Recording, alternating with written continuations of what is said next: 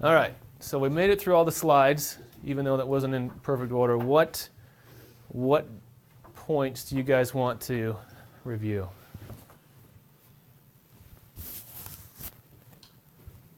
First question. There. If you have... Put my pen, there it is. Okay. So when addressing the people that have mobile units for water extraction versus power takeoff or truck mounts. Truck mount, yeah. What section? Portable extraction versus truck mounted unit. Okay, what part was that in? PTO and Yeah. EMU. Are we recording now? Yeah, let's try replacement schedules. Okay. Yeah. Okay. So how does that affect, like if the customer, so if you're doing extraction with a mobile unit, how much longer does that take than a typical, like just saying a normal, typical job, how much longer does it take to extract with mobile units? And I would assume that the customer is not going to be happy if it's significantly longer. Does it take a mobile unit significantly longer to extract versus a larger truck mount or PTO unit? Yeah, it's a good question. So portable extraction versus truck mounted extraction. What you're trading is horsepower for manpower. It will take, I would say, 50% longer to extract using a portable unit. You got to get it out of the truck, you got to roll it into the building, you got to extract until the reservoir's full, or you have some pump out units that have a hose that you got to run somewhere. And then when it's full, you got to shut it down, you got to take it out, you got to drain it somewhere, bring it back. Very labor intensive. So you're paying for your guy, regardless of what he's doing. You might as well make his life a little bit more efficient. So it's not about the customer being happy. Most customers don't know any different. You show up with a truck mounted unit, they go, okay, that's what's supposed to happen. You show up with a portable unit, okay, that's what's supposed to happen. But in the owner's eyes, I'd rather have a machine doing the work than a guy, because guys are just bigger cost. Man hours are bigger cost. So you're going to get paid the same way, whether or not you use a portable extractor or a truck mounted unit. You don't get paid for any disposal. You don't get paid to do any of the things with the maintenance on the truck, just like you don't get paid to do maintenance on a truck, a portable unit anyway. Just from my experience, it's easier, cleaner, faster. You look more professional. In my mind, people have an expectation in a water damage. You're going to pull up with a truck with a big monster in it, and it's going to just go at it. A big truck pulls up, and a guy just wheels this thing up. It just, in my mind, is like, come on, man. Are you a professional mitigator, or are you just a guy that picked up this thing down at Home Depot to extract my carpet?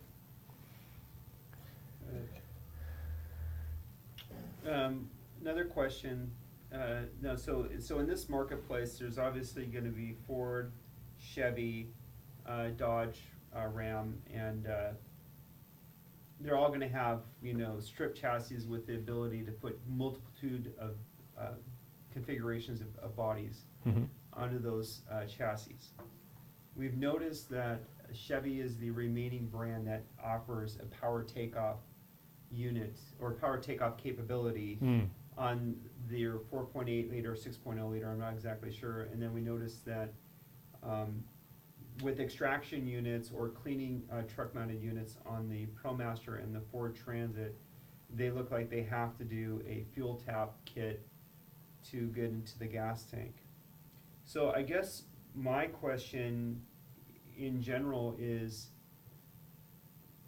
the ProMaster and the Ford Transit are not large enough to handle restoration needs with taking out contents and loading it up. They're just not big enough. On a cubic footage? On a cubic footage. So which ones are those? The The ProMaster? ProMaster and Transit. Okay.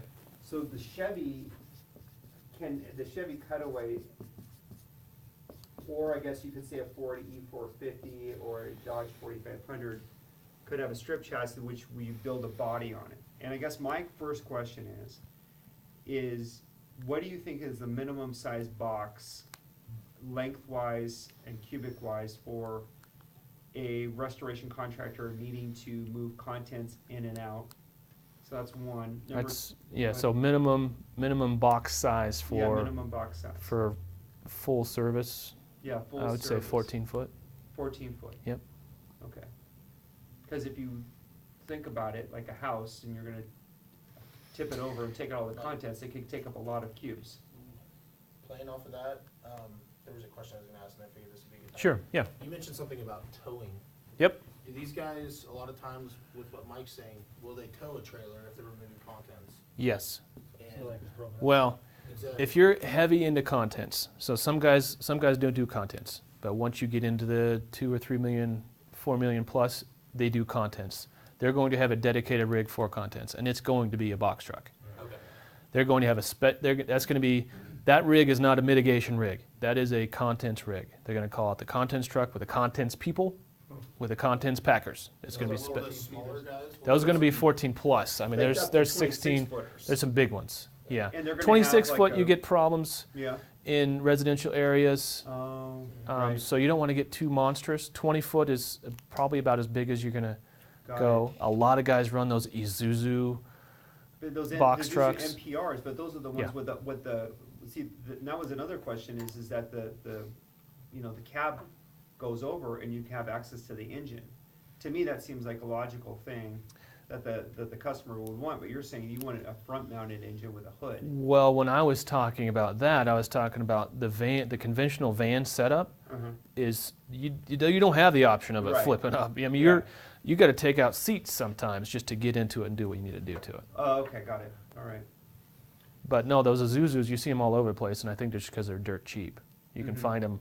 You can find them with a couple $100,000, 1,000 miles on them, Mhm. and they still have 100,000 left to go, and so those become the utilitarian contents and trash out vehicles. Mm-hmm.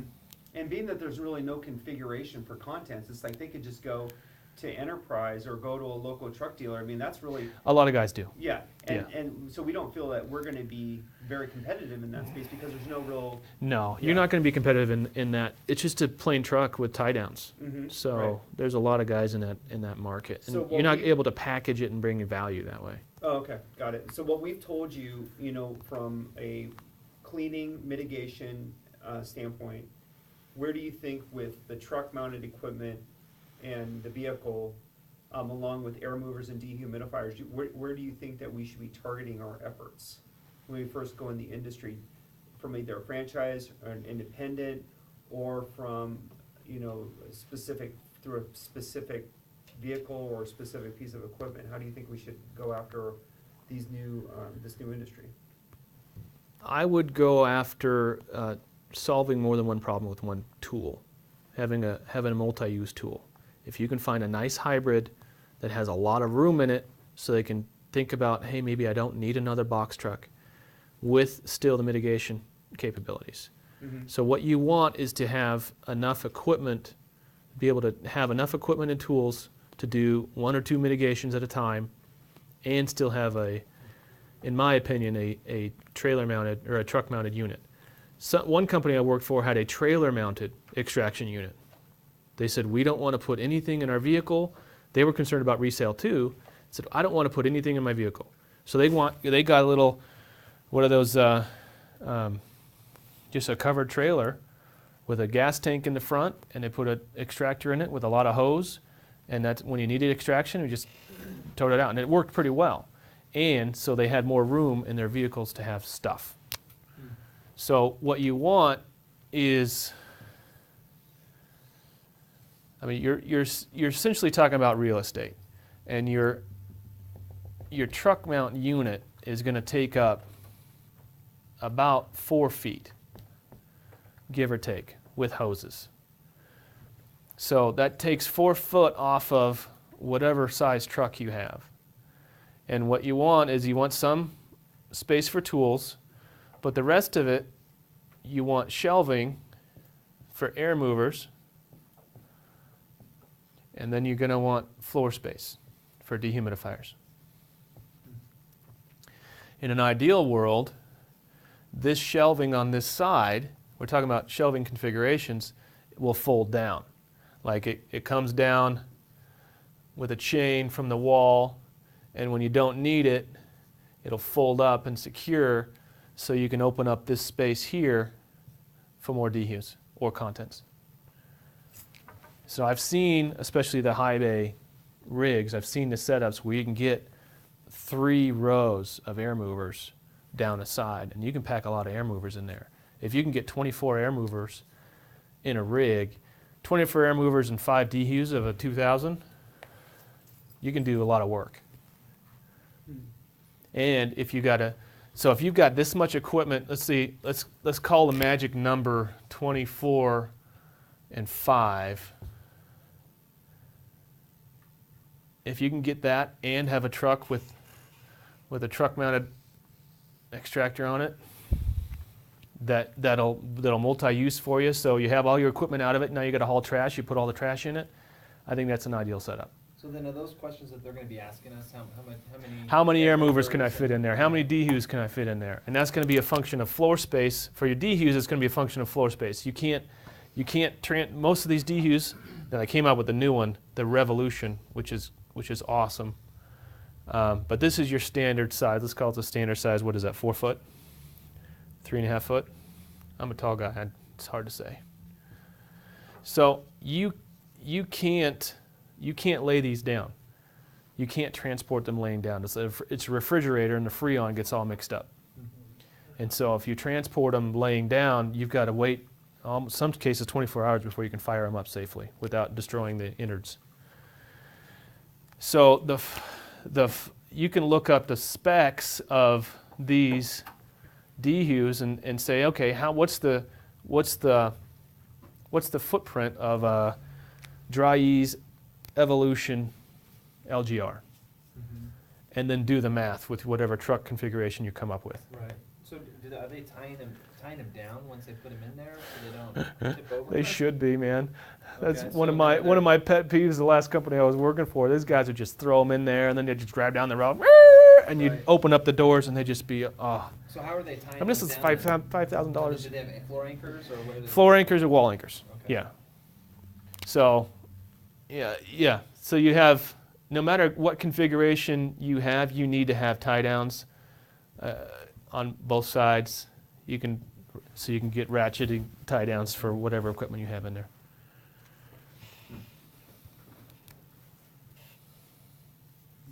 Now, is it common if they have a setup like this, is it common that they'll tow a trailer for like if they're doing like a clean out, like if they're tearing stuff out, or is it just? Yeah, I'm gonna repeat the question so we make sure we hear it. Is it common for them to tow a trailer? Yes, and you're right. The most often time they do tow a trailer is they have a dump trailer for trash. Yeah. Like a stake bed trailer? Yeah, Yeah, or, okay, Dump trailer. a Yeah. dump, okay. yeah, it's stake bed with the hydraulics on it. Oh. Those are okay, ideal. Okay, or even Is roll that off. something that they'll rent most times? Because you said a lot of the companies are the smaller range. No, they won't rent something like that Okay. because once that goes back to what they get paid for, they get paid for that trailer. There's a trailer load line item in Xactimate, Okay. so they get paid every time they use it. So if they're towing a trailer, do they care if it's a barn door or, on the back of the truck? Oh, do they care if it's what type of opening on the truck if they're towing a trailer? Right. What other? I'm not familiar with Like the a roll-up or a configurations. barn door? Yeah, usually they have enough clearance either way, Clearance. and you're not either way. You're not getting into that truck with a trailer attached to it. Yeah. Okay. It's something Except through the side you'll door. leave there. Well, that's where the side door comes into play. Yeah. Right. And if I saw some of those have doors on both sides. That'd be nice for something like that. But a lot of guys are saying, well, you have a door over here, I can't stack anything up against this wall. So it's, Yeah. Well, it seems like some of the pictures that I've seen from like the ProMasters, the truck mounts are on that, in front of that side door. But this is probably more for like the cleaning than it is for the, well, yeah, that's no matter what most configurations, that truck mount's going to take up half your opening. Yeah. Just the nature of the beast. right. Now, some guys, instead of having it up here, they'll put the truck mount back here, and then they roll up your roll of hoses here. So here's your side door, and your back door here.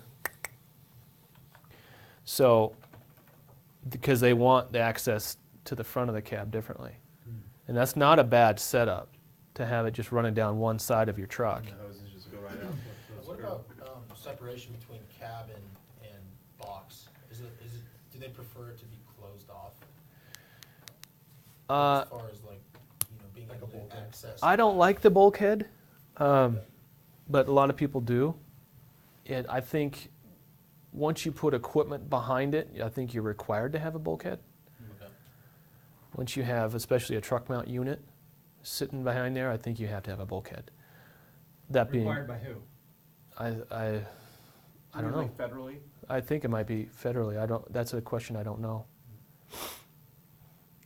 Well, it seems like one of the players in this industry is Aztec Financial Services, which is a separate division of Interlink Financial Services, and they have this Chevy box truck is a 16-foot body, and then it has double doors here, and I wish I had pulled the images down, but they basically sprayed in a Linux liner about 3 to 4 feet up the wall. This front area right here, I guess that would be what's it called? Yeah, overhang or whatever, that's where they had the blowers. Yeah, on had the front. air movers up front. Yeah, Yeah. and they actually had where the double doors are, they had like a shelf system. I do not know why, but there was a shelf unit all the way from the double door all the way to the back, and it came out 18 inches. I guess a work area or something. Tools up here. Yeah, maybe, yeah. Maybe a work area. Yeah, and, yeah, because I wasn't watching that part, I was focused on trying to get these images, but it seems like, that might be, that's why that's the flagship vehicle, and it still has power takeoff. So I'm assuming that when we get into, go ahead, I just hate power takeoff. yeah.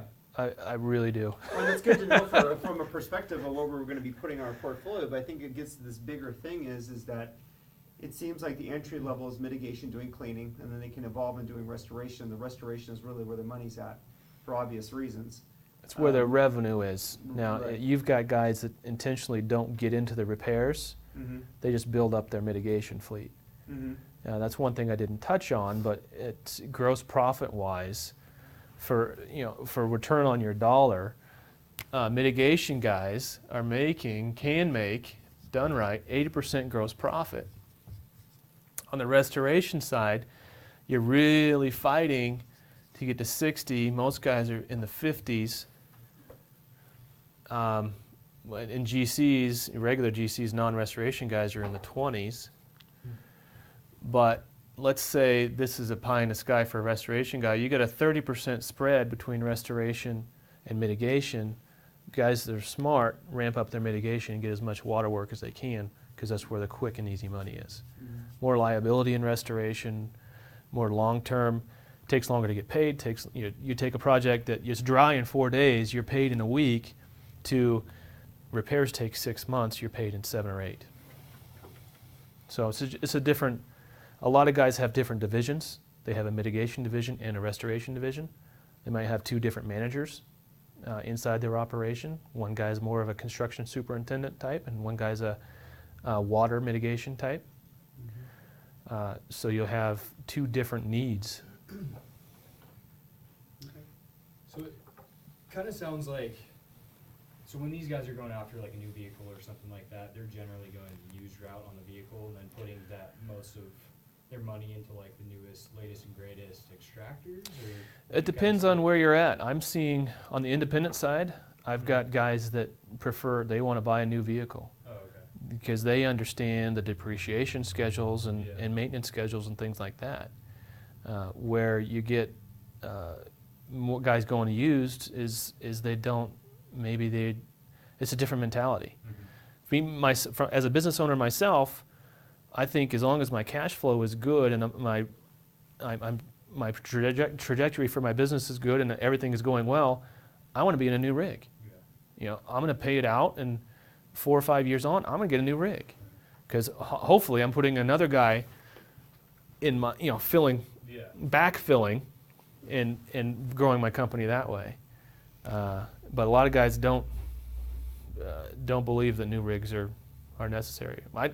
From a financial standpoint, they just make more sense. Mhm. The new rigs do, not the used.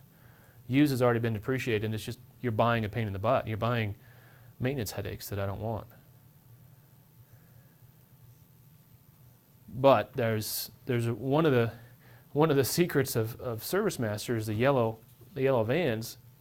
Well, it's hard to tell how old a van is when it's bright yellow like that. Yeah. It looks brand new. It's Well, really it could be everything.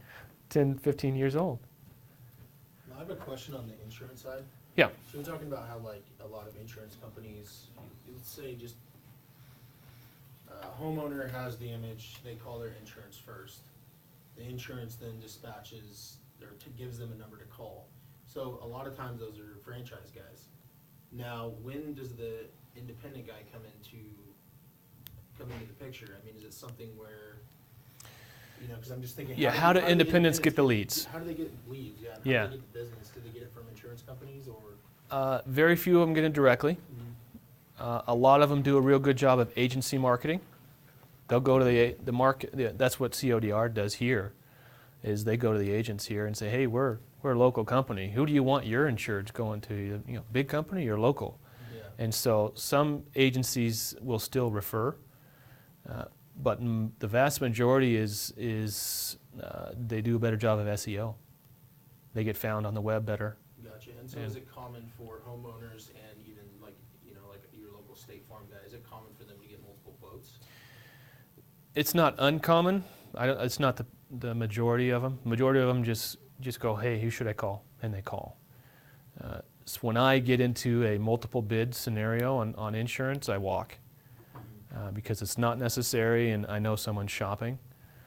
When someone's you don't have to get multiple bids on insurance repairs, and your insurance company will tell you that. You need one bid, and it needs to be from my guy. You know, that's their mentality. Hey, they'll take care of you. Don't worry about getting multiple bids. Don't worry about it.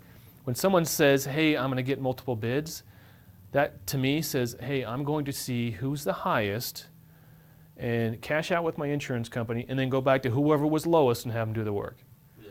You know, that game, a lot of people think they're smarter than everyone else, but I see that game played out a lot. So to my clients, my GC clients or my restoration clients, they say, hey, Andy, I need to go write this estimate. And the first thing I ask is, do you have a work authorization? Are you going to do this work? I was like, oh, no, they just want a bid. And I said, well, why would you pay me to write a bid that you don't have? You got to lock in the customer first. But that's the restoration side.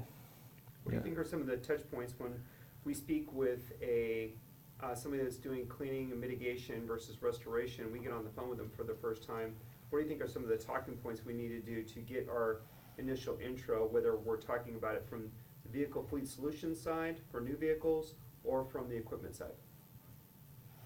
Just to get right the first 30 seconds. Talking to a minute points, to yeah. keep them on the phone.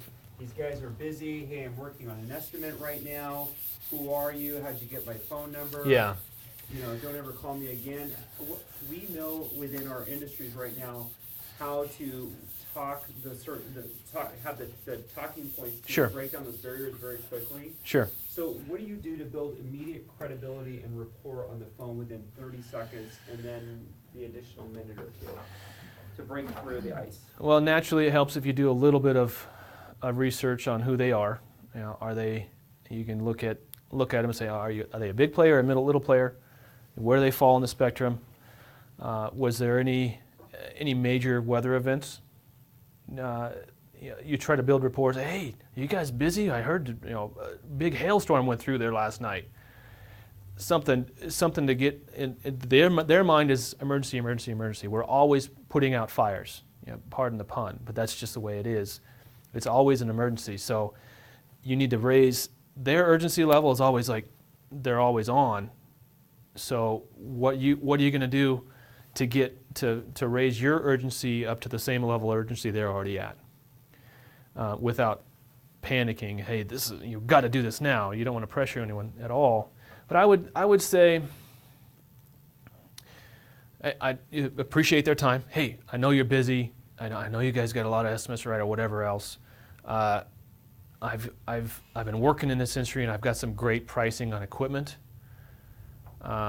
and some vehicle options. You want to hit them on the equipment's the buzzword because everyone's always looking for more. Everyone always wants. There's a lot of companies just have shrink wrapped pallets of equipment just for that, just in case. So you'd say the equipment is the buzzword over the trucks?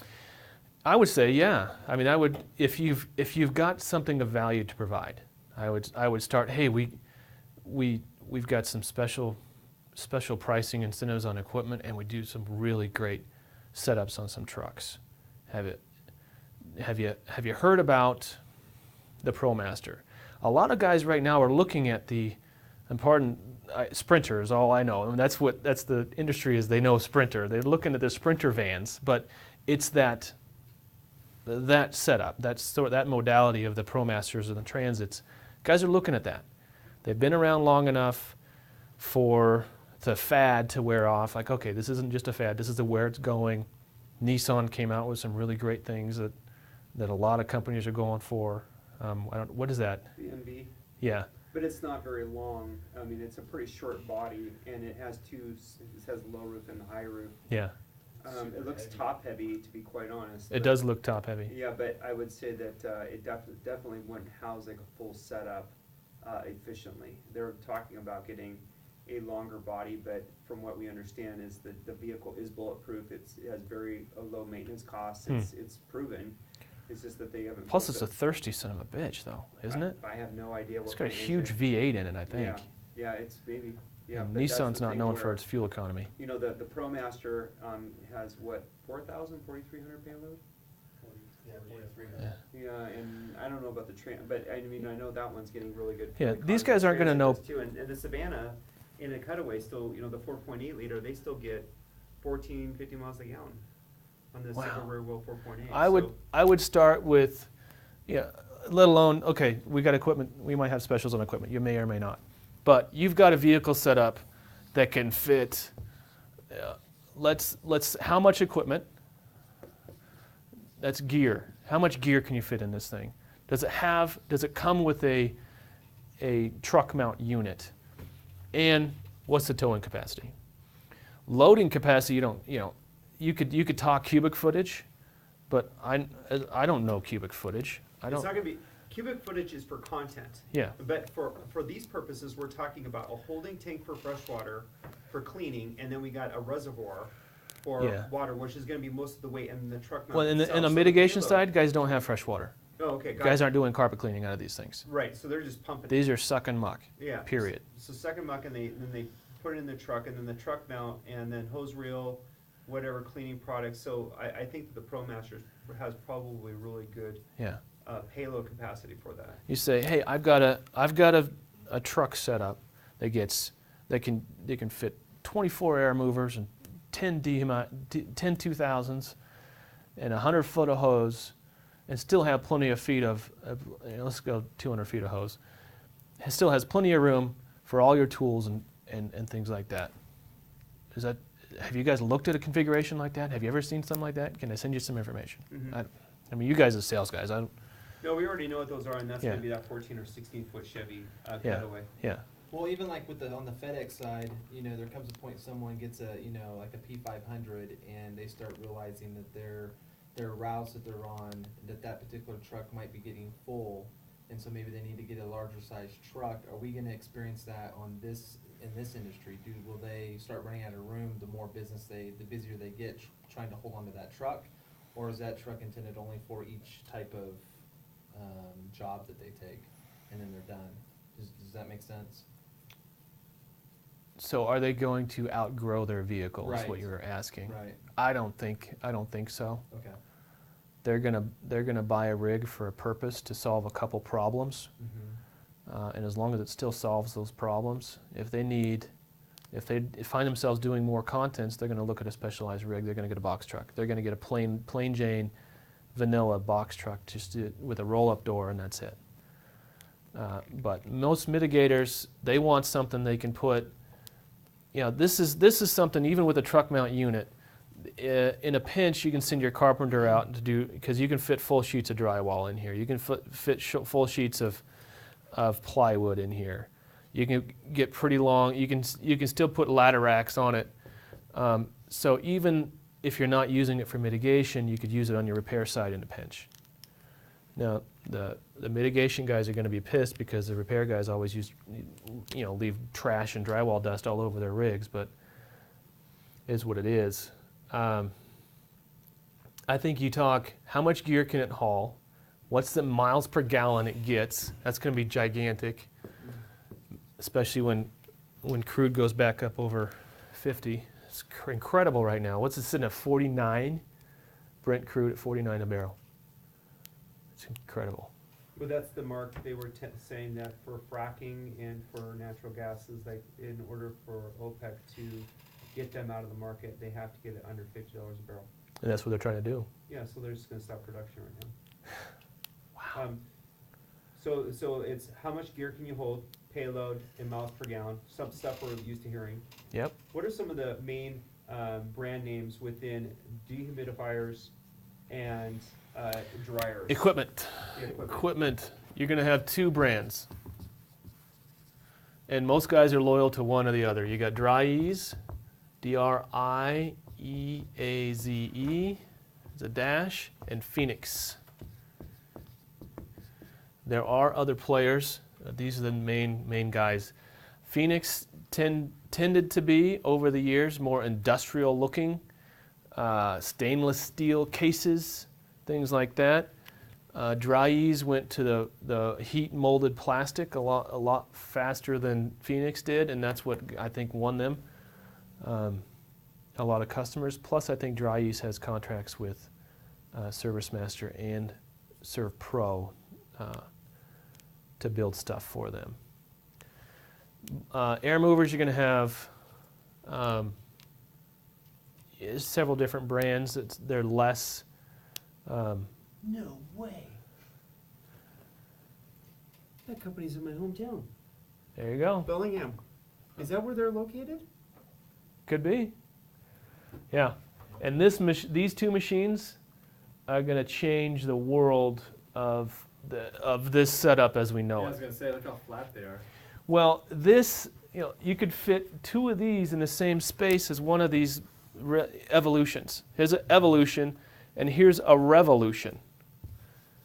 And the revolution actually has higher pints per day, more CFM, and it's just more portable. And those air movers, I know if you saw them, conventional air mover has just a big old Right. thing. Well, now they got the pancake air mover. Can you stack them? You're talking about stacking them, yeah. So, and these are just a bane of people's existence, trying to stack those with the handles. Right.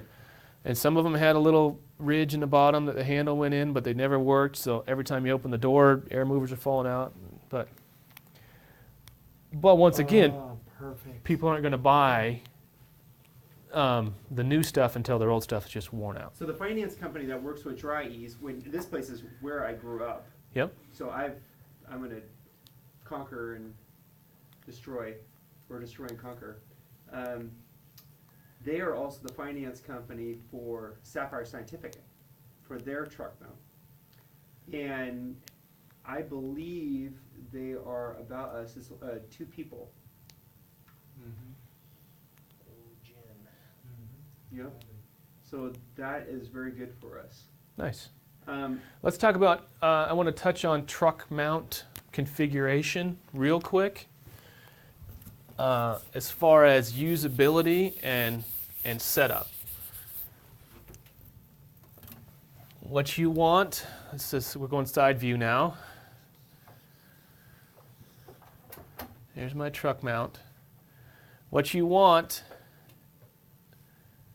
is the dump hose to be outside of the vehicle, at the bottom of the vehicle. A lot of times they'll build them in, so you got to open the door and hook up a hose to drain this sucker. So they actually want a hole in the floor? No, they run a hose. Well, there's a big hole in the floor anyway because when they set it. Right. But they want that running. I want it out, coming out, so I don't have to open these doors Okay. to have this drain line coming out. And ideally, a lot of these truck mounts have a self pump. You want to what's not self pump? What am I? Auto pump? auto pump out. So you can keep the doors closed and locked. You're in a bad neighborhood. You want to keep your equipment and everything. But with your auto pump out, you can just run your hose wherever you want to run it. You can keep extracting. I guess you have to have the door open to have the extractor. I'm not thinking this through. But I know it's just what happens is these connections always end up leaking. And if they're inside the van, over time, you start draining into your van, which is just nasty. You want to keep it out. Plus, you want this auto pump out. You want it to run and run and run while you're in the house. You don't want to have to come back here, turn the machine off, and drain it, and then turn the machine back on.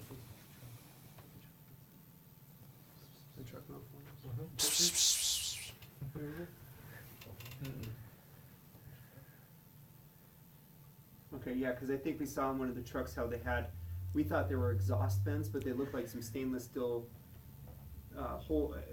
exit points Yeah. that were right around that area where the door opened up, and so those might be just for water. Some are going to be your drain, and some of them are going to actually be forward-thinking enough to put the actual connection to your extraction hoses outside the vehicle. Oh, so it's actually the hose is coming out through that. It's not like an RV where you can just. Yeah, open up so that would come off of the hose reel then. Okay, Well, the hose reel is not connected to the truck mount at all times. right. It's just a reel. It's just Yeah, a carry. reel. So you unroll it all, and then you hook it up. Oh, so it goes in and pops in. It's not for exhaust then off of the self truck mounted unit itself. It's not exhaust. Because you know, like when you say when you have exhaust and it can fill up the cargo hold off of a self-contained. I think those truck were mount unit? exhausts that we saw. What? I think those Yeah, were exhausts we yeah. saw, 'cause The- he's the talking c- about something you can actually hook onto, and none of those Yeah. look like they had like hooks on them. I think they were exhaust, Yeah, because it's common for them to dump the exhaust out, right? yeah, So like Mike said, it's not filling your yeah. And usually it's down, straight down. but sometimes they just get lazy Mhm. and point it straight out. Hmm.